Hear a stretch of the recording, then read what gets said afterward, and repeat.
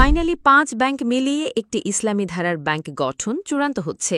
সেটির জন্য প্রাথমিকভাবে ২০,০০০ কোটি টাকার মূলধন যোগান দেবে সরকার। এই ৫ ইসলামী ধারার ব্যাংক গ্রাহকদের জন্য একটি দারুণ সুখবর। কিভাবে সম্পন্ন হচ্ছে এই একীভূতকরণ প্রক্রিয়া, কারা বেশি সুবিধা পাবেন, গ্রাহকদের টাকা কি হবে, কর্মরত কর্মকর্তা ও কর্মচারীদের চাকরির কি হবে, এ সংক্রান্ত বিস্তারিত তথ্য জানাবো আজকের ভিডিওতে। প্রিয় ভিউয়ার্স, আসসালামু আলাইকুম। আজকের নতুন ভিডিওতে আপনাকে স্বাগত জানাচ্ছি। আপনি যদি আমার চ্যানেলে নতুন হয়ে থাকেন তাহলে এরকম নতুন নতুন ভিডিওর আপডেট পেতে চ্যানেলটি সাবস্ক্রাইব করে রাখুন। ভালো লাগলে লাইক, কমেন্ট করুন আর সম্পূর্ণ ধারণা পেতে পুরো ভিডিওটি না টেনে দেখুন। তাহলে শুরু করা যাক। ফাইনালি ৫ ব্যাংক মিলিয়ে একটি ইসলামী ধারার ব্যাংক গঠন যে চূড়ান্ত হচ্ছে, এ সংক্রান্তে একটি প্রতিবেদন প্রকাশ করে প্রথম আলো পত্রিকা। আপনারা স্ক্রিনে যেটা দেখতে পাচ্ছেন, এখানে বলা হচ্ছে, ক্ষমতাচ্যুত আওয়ামী লীগের মেয়াদে অনিয়ম ও দুর্নীতির কারণে সমস্যায় পড়া ৫টি ইসলামী ধারার ব্যাংক একীভূত করার উদ্যোগ নিয়েছে বাংলাদেশ ব্যাংক। সেই উদ্যোগে সম্মতি দিয়েছে সরকারও। এই ৫ ব্যাংক একীভূত করে একটি ইসলামী ধারার ব্যাংক গঠন করা হবে। সেটির জন্য প্রাথমিকভাবে ২০,২০০ কোটি টাকা মূলধন যোগান দেবে সরকার। তবে নতুন এই ব্যাংকের মূলধন হবে ৩৫,২০০ কোটি টাকা, যা দেশের সবচেয়ে বড় ব্যাংক হিসেবে প্রতিষ্ঠা পাবে। একীভূত হতে যাওয়া ৫ ব্যাংক হল ফার্স্ট সিকিউরিটি ইসলামী ব্যাংক, ইউনিয়ন ব্যাংক, গ্লোবাল ইসলামী ব্যাংক, সোশ্যাল ইসলামী ব্যাংক ও এক্সিম ব্যাংক। এই ৫ ব্যাংকের মধ্যে ৪টি ছিল আওয়ামী লীগ সরকারের ঘনিষ্ঠ হিসেবে পরিচিত ও ব্যাপক সমালোচিত ব্যক্তি এস আলমের মালিকানায়। আর এক্সিম ব্যাংকের চেয়ারম্যান নজরুল ইসলাম মজুমদারও ছিলেন ক্ষমতাচ্যুত প্রধানমন্ত্রী শেখ হাসিনার ঘনিষ্ঠ। ৫ ব্যাংকের একীভূতকরণ কার্যক্রমটি ১ থেকে ১.৫ মাসের মধ্যে শেষ করতে চায় সরকার। এজন্য সময়ভিত্তিক কর্মকৌশল চূড়ান্ত করতে একটি ওয়ার্কিং কমিটি গঠন করা হয়েছে। গতকাল রোববার অর্থ মন্ত্রণালয় ব্যাংক একীভূত করা নিয়ে আয়োজিত এক সভায় এসব আলোচনা ও সিদ্ধান্ত হয়।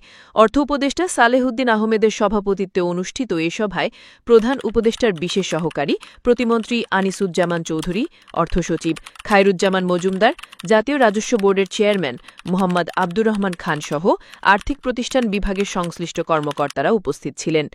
বৈঠকে অনলাইনে যুক্ত ছিলেন বাংলাদেশ ব্যাংকের গভর্নর এহসান এইচ মানসুর। সভায় উপস্থিত একাধিক কর্মকর্তার সঙ্গে কথা বলে এসব তথ্য জানা গেছে।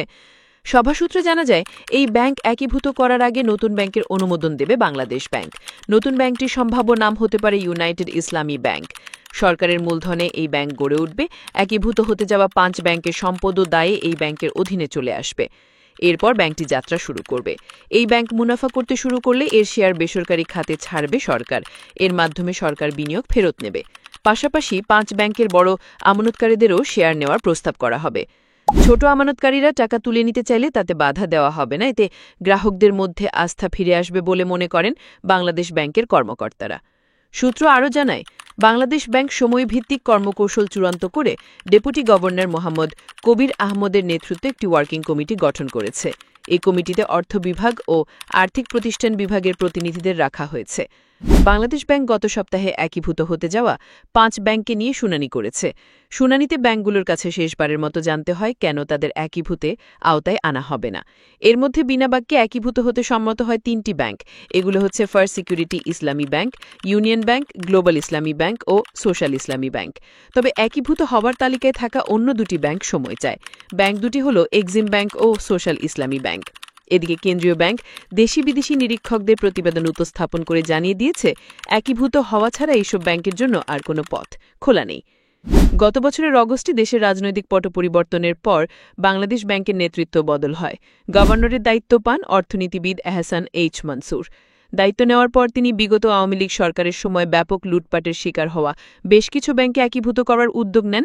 শেষ পর্যন্ত তা উল্লেখিত ৫টিতে এসে থাকে।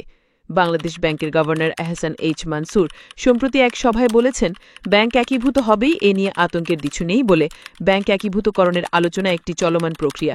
এতে আমানত নিরাপদ ও নিশ্চিন্ত থাকবে। সরকার আমানতকারীর দায়িত্ব নেবে। আশা করি বিষয়টি বুঝতে পেরেছেন।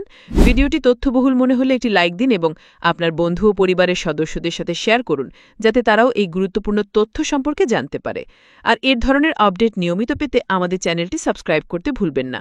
সবাই ভালো থাকবেন, সুস্থ থাকবেন। ধন্যবাদ।